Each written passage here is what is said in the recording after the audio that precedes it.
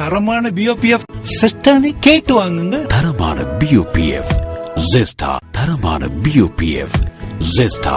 தேநீரின் உன்னத கலை.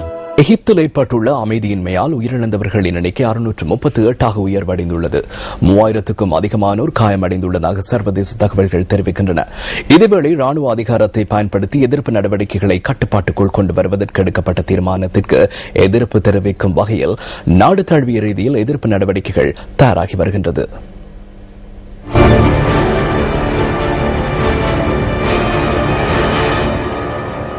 அதிகாரத்தில் இருந்த எகிப்து ஜனாதிபதி முகமது முர்ஷித்தின் ஆதரவாளர்களுக்கும் பாதுகாப்பு பிரிவினருக்கும் இடையில் கடந்த சில தினங்களுக்கு முன்னர் ஏற்பட்ட அமைதியின்மையை கட்டுப்பாட்டுக்குள் கொண்டு வருவதற்காக முன்னெடுக்கப்பட்ட முயற்சியை அடுத்து இந்த அமைதியின்மை வலுப்பெற்றிருந்தது.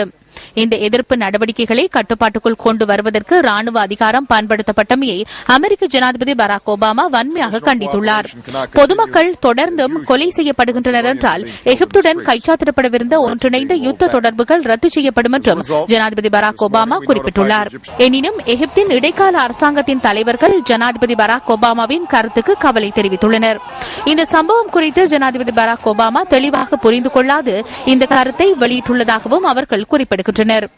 இதேவேளை எகிப்து ஜனாதிபதி முகமது முர்ஷித் அதிகாரத்திலிருந்து விலக்கப்பட்டமை சூழ்ச்சி என்பதால் எகிப்துக்கு வழங்கவிருந்த 1.3 பில்லியன் பெறுமதியான நிவாரண உதவிகள் ரத்து செய்யப்படும் என்று அமெரிக்க குடியரசுக் கட்சியின் செனட் சபை உறுப்பினர் ஜான் மகேன் தெரிவித்துள்ளார்.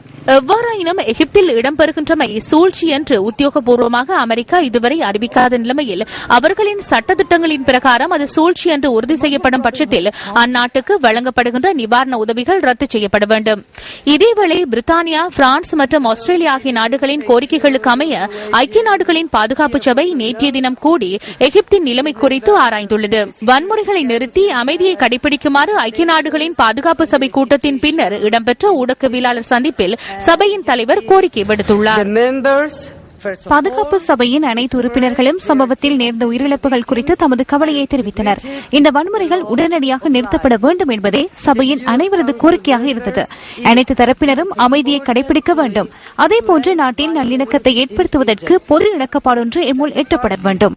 இதேவேளை முர்ஷித்தின் ஆதரவாளர்கள் வெள்ளிக்கிழமை தொழுகையின் பின்னர் கலந்துரையாடுவதற்கு தீர்மானித்துள்ளனர். நேற்று முன்தினம் முதல் எதிர்வரும் ஒரு மாத காலத்துக்குள் கெய்ரோ உள்ளிட்ட பல பகுதிகளில் ஊரடங்கு சட்டம் பிறப்பிக்கப்பட்டுள்ளதுடன் அவசர கால சட்டமும் நீடிக்கப்பட்டுள்ளது.